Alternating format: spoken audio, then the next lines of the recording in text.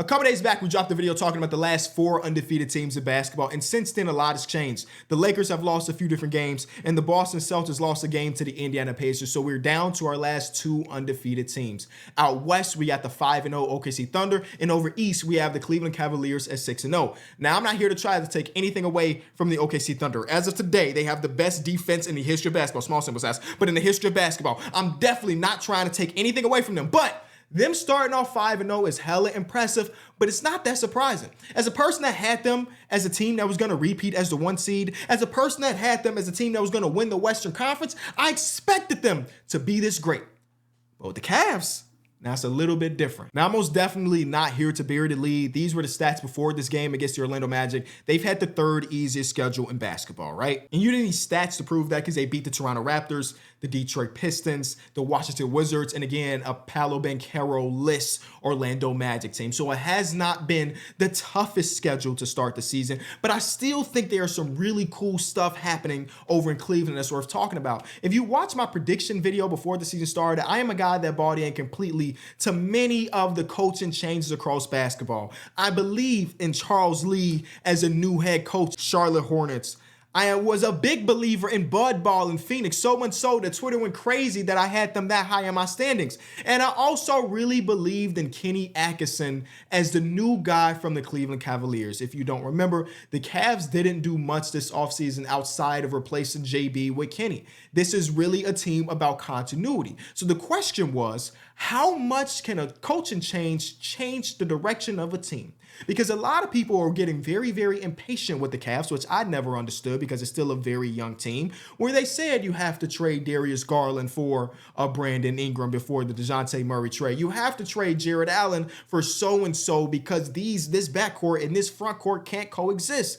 But here we are, 6 games into the season, and Kenny Atkinson has changed this team fundamentally. Now, I picked out just a few plays from this game against the Orlando Magic that I think kind of sums up this new identity for the Cleveland Cavaliers, right? So you're going to get a turnover right here. Ty Jerome's been a phenomenal backup point guard so far this season. They told us in camp that he was going to win that spot. So you get Evan Mobley running the break. We're going to talk about Evan Mobley and how much he's been empowered to not just be a part of the offense, but be one of the focal points in the offense. But what you will see, the one thing that's changed a lot with the Cavaliers is what Darius Garland is doing on this break. And it simply is floating his way to the corner and getting an open corner 3. One of my favorite things is watching something in basketball and then looking it up, and then the eye test tells you the same thing that the numbers do.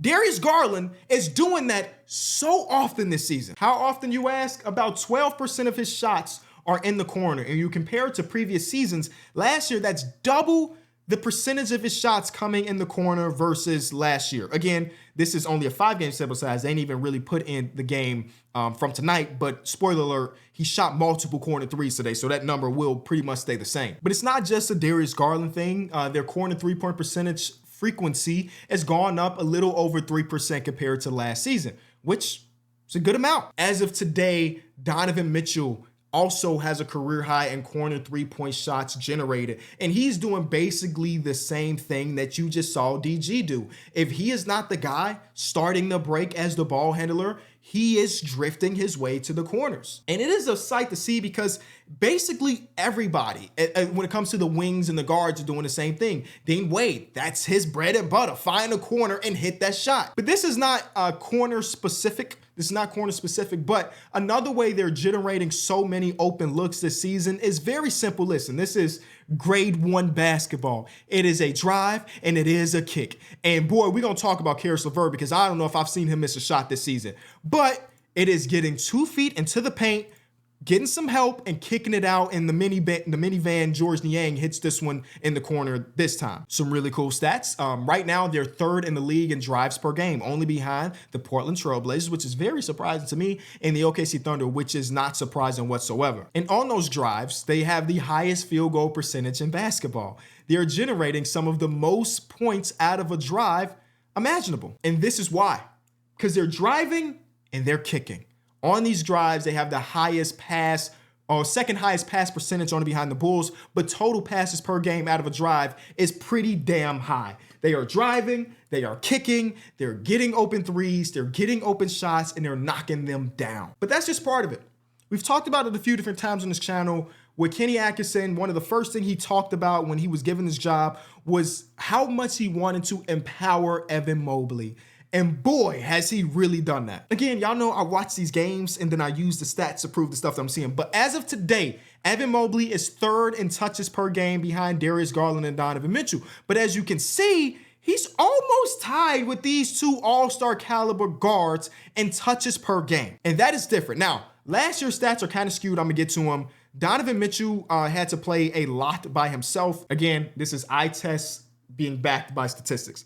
As of today, Evan Mobley is third in touches per game. But if you really look at the numbers, he's damn near tied for first. Darius Garland is at 52.6. You get 56.8 for Donovan Mitchell and then 56.2 for Evan Mobley. That is pretty insane when you consider the previous season. Now, he was still third the previous season, but let me show you how big of a gap it was. We're talking almost 80 per game for Donovan Mitchell last season, 75 last year for him, and Evan Mobley's touches per game are practically the same, but they're pretty much, I mean, their touches are just divvied up more. Now, again, some of these numbers are extremely skewed because Donovan Mitchell had to play a lot without Darius Garland. Darius Garland had to play a lot without Donovan Mitchell, and we only have one of these guards on the court at a time. You're going to let that guard get a lot of touches. But still, the fact that they're almost identical across the board lets you know how much Kenny Atkinson has empowered him to be him. This right here is one of my favorite developments for Evan Mobley, where he's just empowered to get the rebound and just go.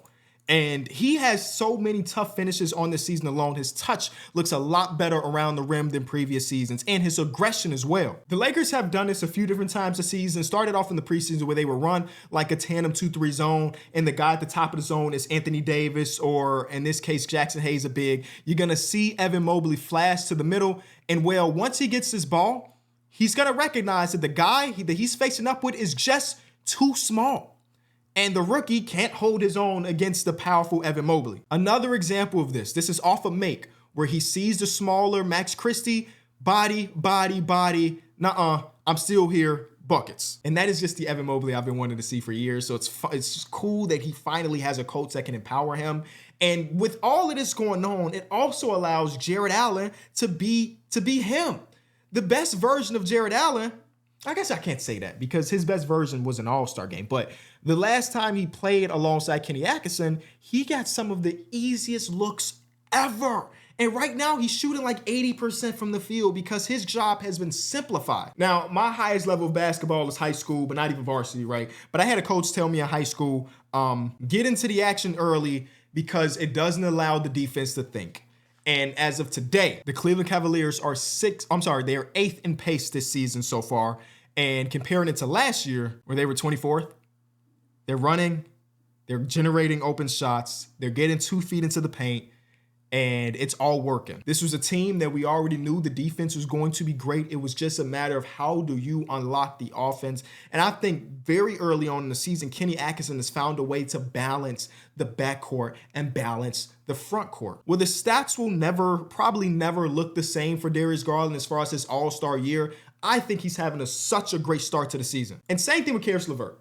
Caris LeVert has, evolved to the point where he can play any role you need him to play. A couple nights back against the Lakers, Darius Garland got into early foul trouble, and that kind of messed with Kenny Atkinson's rotations, where Caris LeVert had to come into the game earlier than expected. Caris LeVert, notoriously a guy that is hot and then cold, a shot creator, yada, yada, yada, has the ability to play the Darius Garland role when necessary. And I remember watching that game. He checked into it in the first quarter, and I think he had 5 assists in the first quarter versus the Lakers. Of course, we've known he can pass, and he actually did this quite a bit towards the end of last season. They empowered a little bit more, but him being able to be a facilitator / playmaker when necessary is kind of ridiculous, because we also know he can be a guy that can spaz for 18 to 20 if his role was go get a bucket. And well, one of his best seasons of his career also under Kenny Atkinson when he was in Brooklyn. So everything right now is looking really good for the Cavs. I haven't even mentioned how a guy like Dean Wade can just play the 3 at 6'10" because his foot speed is good enough to guard some other wings in basketball, even though he's 6'10", or the fact that Max Strus, the guy that was projected to be that starting small forward, won't be here for at least another month or so, and it hasn't mattered whatsoever. Now, the schedule does get a little bit more difficult. They got the Bucks twice, and who knows what the hell is going to happen in that game, considering what the Bucks have looked like. They got the Pelicans, the Warriors, then the Nets, and the Bulls. Both of these teams are better than expected. The Nets better than the Bulls at this point. 76ers, which you never know who's going to play in that one. So just overall, this is such a phenomenal start. And I wanted to remind you of the person that told you the Cavs are going to be this good. Okay, I didn't think they were going to be this good. But damn it, I put them as a 3 seed.